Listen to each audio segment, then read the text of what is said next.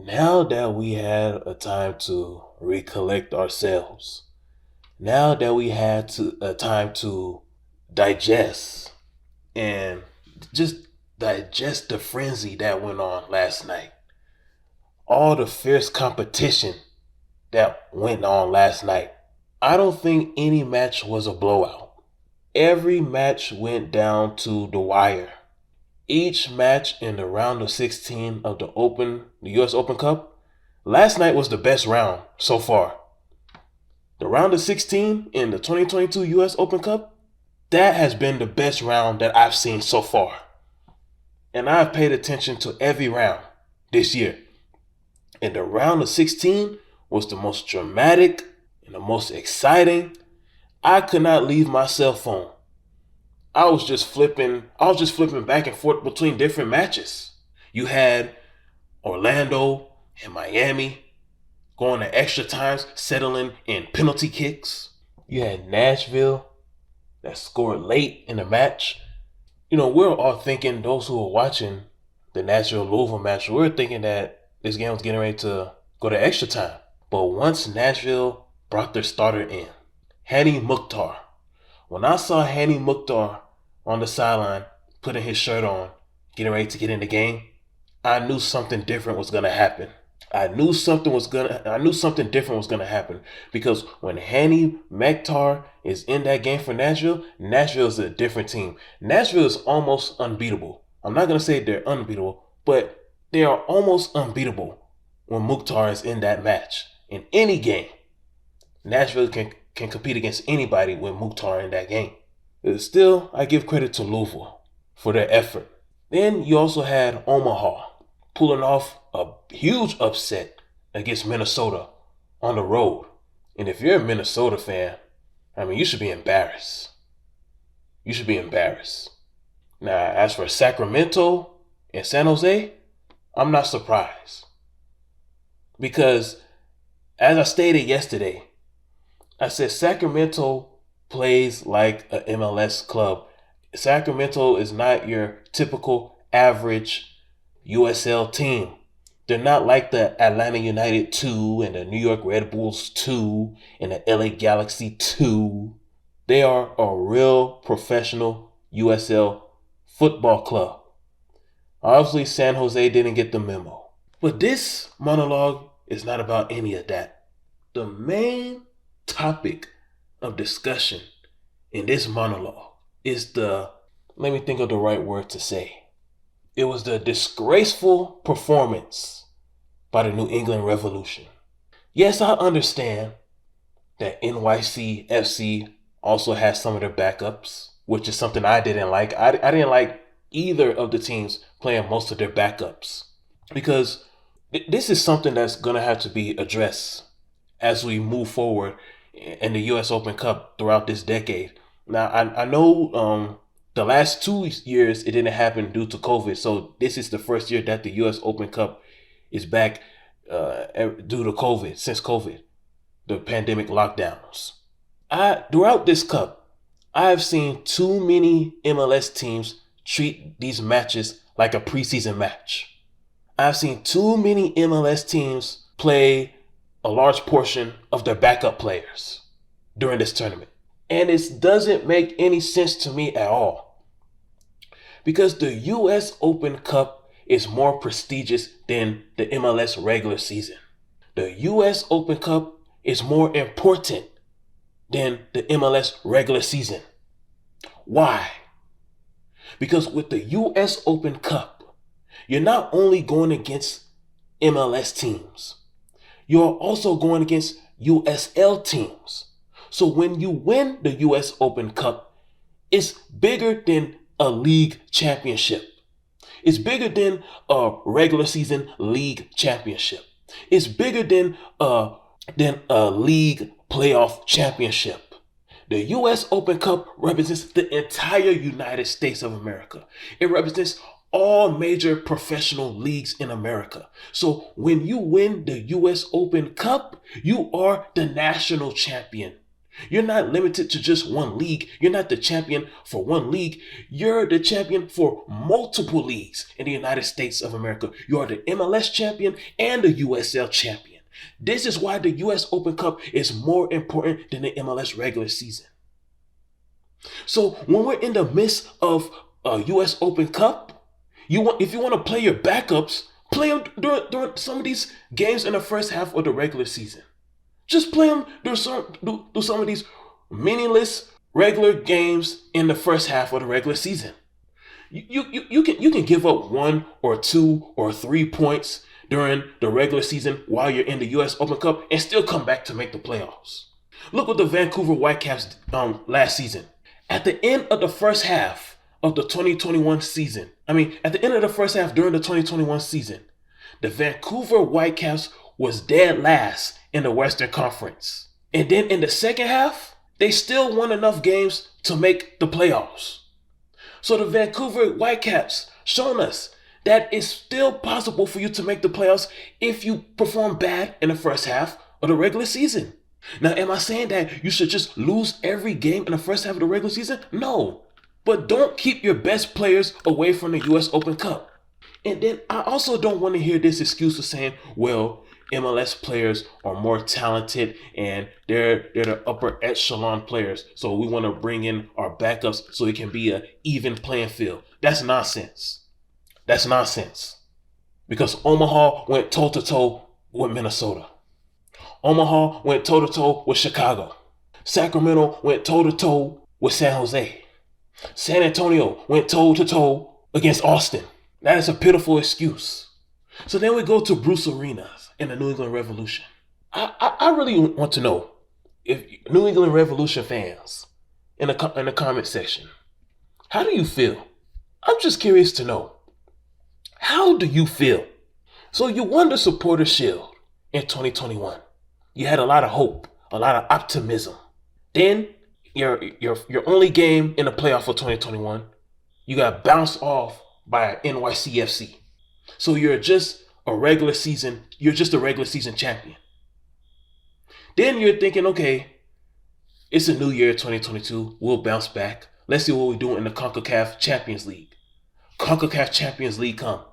You get bounced by Puma Unum in the quarterfinals. Yes, the same Puma Unum that played Seattle in the CONCACAF Championship final. They were the same Puma Unum team that beat New England in the quarterfinals of the CONCACAF Champions League. So you got eliminated in the MLS Cup playoffs. Then you got eliminated in the CONCACAF Champions League.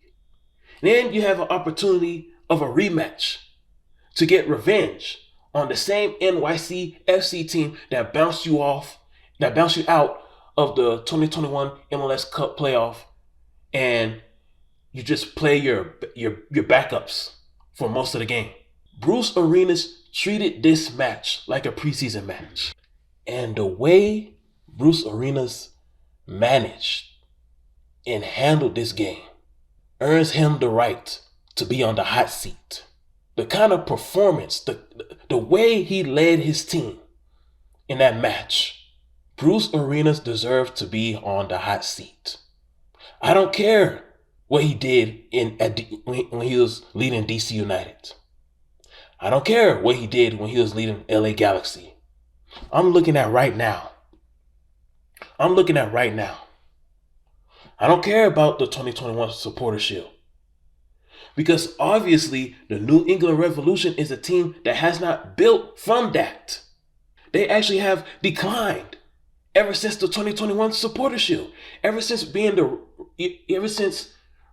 crowned 2021 MLS regular season champs, they have declined. They got bounced out in the 2021 MLS Cup playoff. They got bounced out in the CONCACAF Champions League, the 2022 CONCACAF Champions League. Then they got bounced out of the 2022 US Open Cup with a half effort. I want to say half effort because the backups, they tried. But poor game management by Bruce Arenas. And now he wants to come up with an excuse saying the field conditions. They were not playing at a good field and a good stadium. Bruce Arenas, that's what losers do. Whenever a loser loses, they come up with excuses and saying, oh, this field wasn't good, or I wasn't comfortable being at this stadium.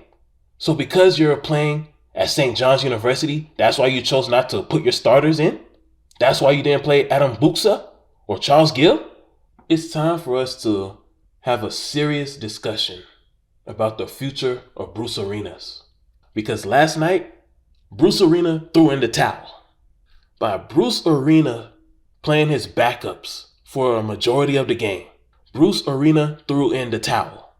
It was good to see Gustavo Bo out there, but Gustavo Bo is just returning from injury.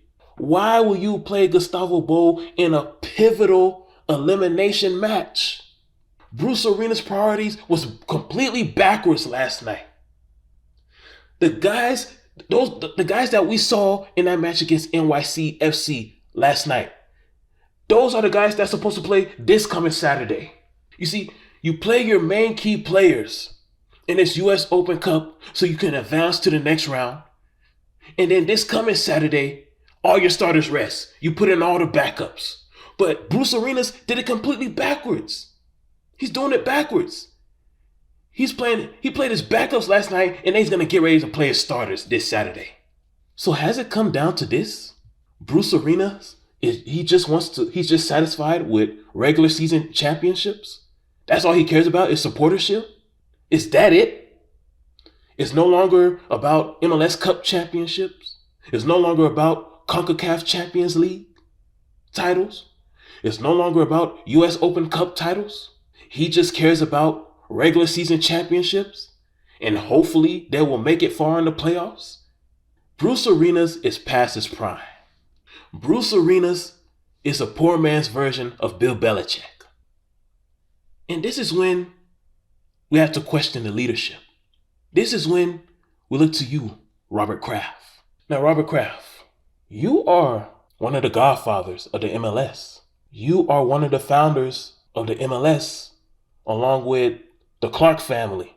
I mean, not the Clark family, the Hunt family, and the Ann Schultz family. Robert Kraft, as long as you have been manager or owner of the New England Revolution, I think it's safe to say that you have not taken out time to sincerely study the game of traditional football. I believe it's safe to say that you have not taken out sincere time to truly understand this game. And probably that's why you brought in Bruce Arena. So he can do all of that stuff that you're not interested in. I don't know if you view New England Revolution as just a potential asset. Just an asset that you can add to your legacy. Unfortunately, owners can't be fired. So unfortunately, New England Revolution fans are stuck with Robert Kraft. I really hope someday that there becomes a rule and a law in sports where you can't own a team for more than 10 years. Like any professional American team, like other people should have a chance to become a sports owner. I think that if possible, that Congress should create a law where there should be term limits. You know, just how there's presidential term limits. I hope if possible there's something like that can happen in sports where owners have term limits and people get an opportunity to vote their owner into ownership. I want something like that to happen. I know this may sound a little crazy and a little far-fetched, because to see a guy like Robert Kraft still owner of the New England Revolution when he really don't care about the organization, it sucks for a Revolution fan. If you're a Revolution fan, it really sucks for you. No, who is the boss for the New England Revolution? It's not Robert Kraft. Is it Bruce Arena? Who's the general manager? Who is the top executive for the New England Revolution? Who is the person that's calling the shots? Who is the one that has the biggest voice in that organization? Whoever you are, let me tell you something. Let me explain to you about the new analytics in football. These are the new analytics in the MLS. Now, MLS does not have regulation system, and rightfully so. because MLS is too young for that. And a lot of these clubs cannot afford to be regulated. Let me tell you, I I'll bet money on this. Like if there's a regulation system right now in the MLS, 75% of the teams will not last for 5 years. Within 5 years, 75% of MLS clubs will go out of business if there's a regulation system. So because there's not a regulation system, the MLS and US soccer is making up for that through in-season tournaments and different various playoffs. So let me explain the new analytics in American soccer. Whoever the top executive is for the New England Revolution, I'm talking to you. Okay, check this out. Right now, you have a coach has 4 opportunities to at least win 1 championship. The lowest level is Supporter Shield. That is the regular season champion. Then the next level, the second highest achievement would be MLS MLS Cup Championship. So you have Supporter Shield, regular season championship. So that's 1 season within its own. And then the MLS Cup playoffs, that's another season. So that's the second highest level. So MLS Cup championship. Then the third level, US Open Cup championship. Because you are the national championship. You're not just limited to 1 league. You're just not the champion of 1 league. You're the champion of multiple leagues. You're the champion of the MLS, the USL Championship Division, the USL 2 League 2 Division, and the USL League 1 Division. So US Open Cup, you are the national champion. So that's the third level. And then the fourth level, the highest achievement of them all, is the CONCACAF Champions League.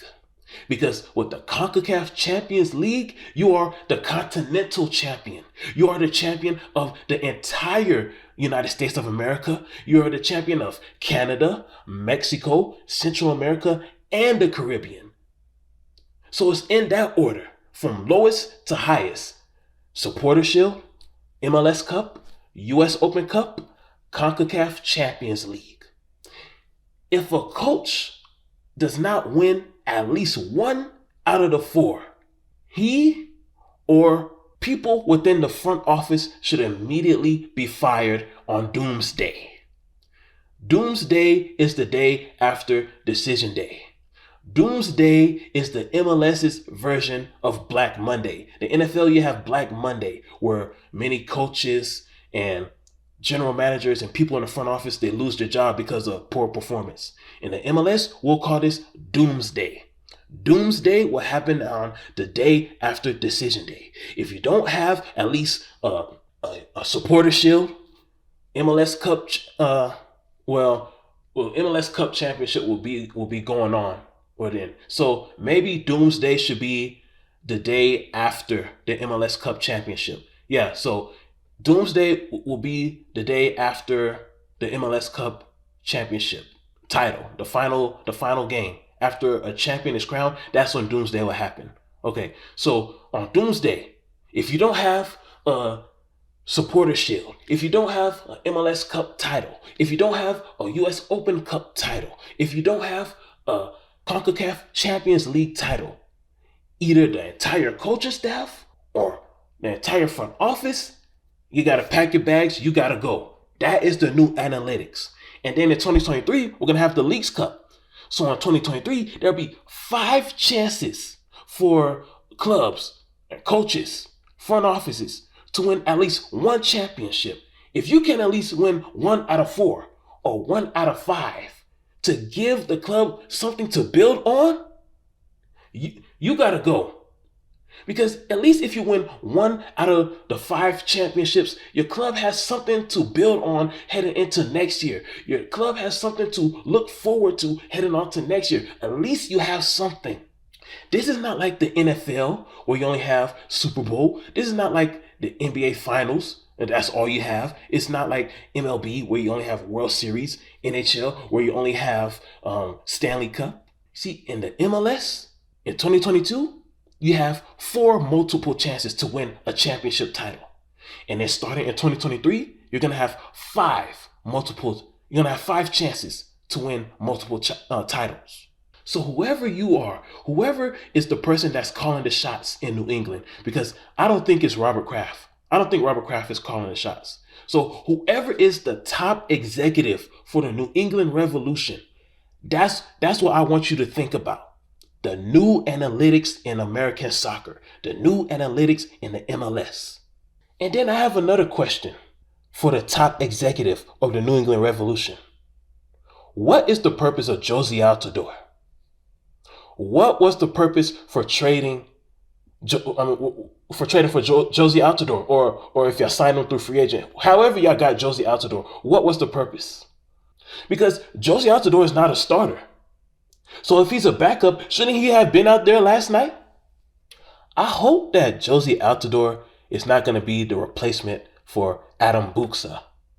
If Josie Altidore is the future replacement for Adam Buksa, New England Revolution, you're in big trouble.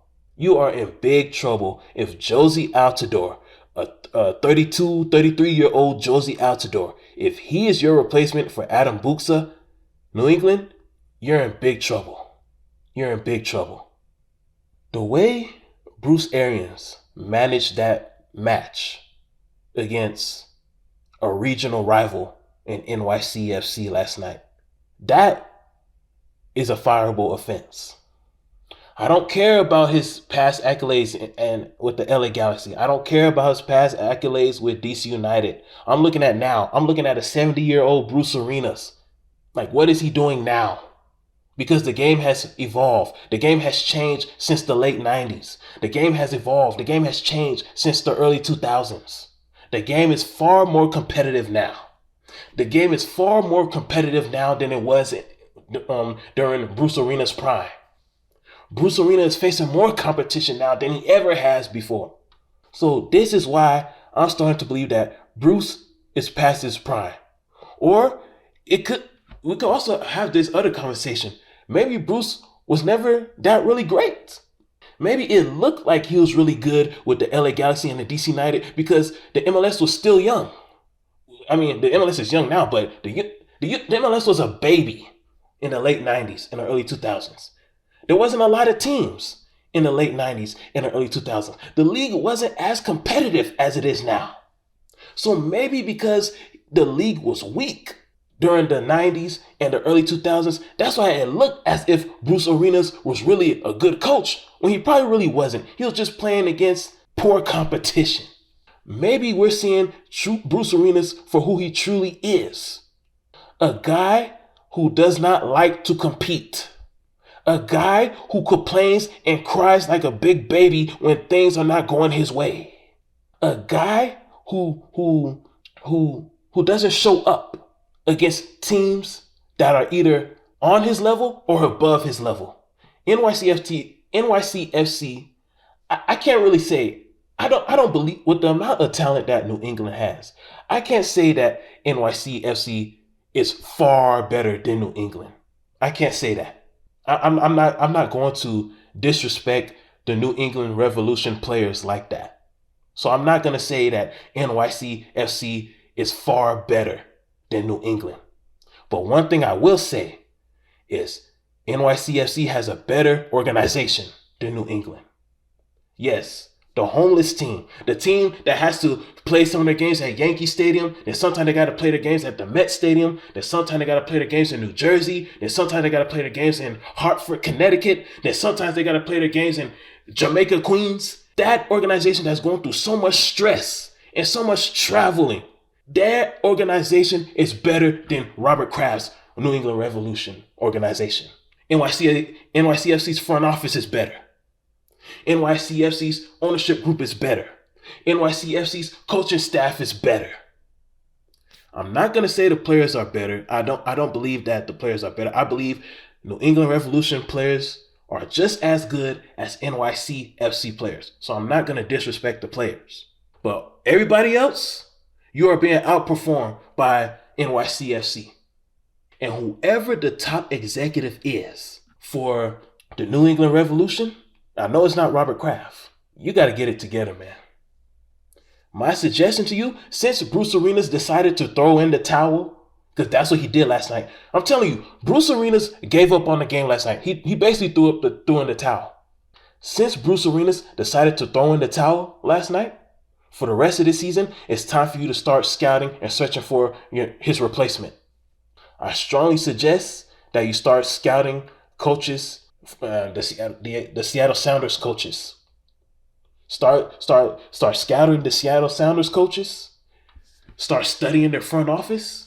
I think that whoever the top executive for New England should start recruiting some executives from the Seattle Sounders so they can show the revolution how to build a professional soccer team in America. Because we all know Robert Kraft don't know how to do it. Bruce Arena, he threw in the towel last night. I guess he's getting ready for retirement. You're already getting ready to lose Turner and Buxa to Europe. You might as well just start this thing all over. Just blow this whole thing up and rebuild from the bottom. Clean up the coaching staff. Clean up the front office. Recruit some people from recruit some people from some executives from the Seattle Sounders. Recruit some executives from the Atlanta United.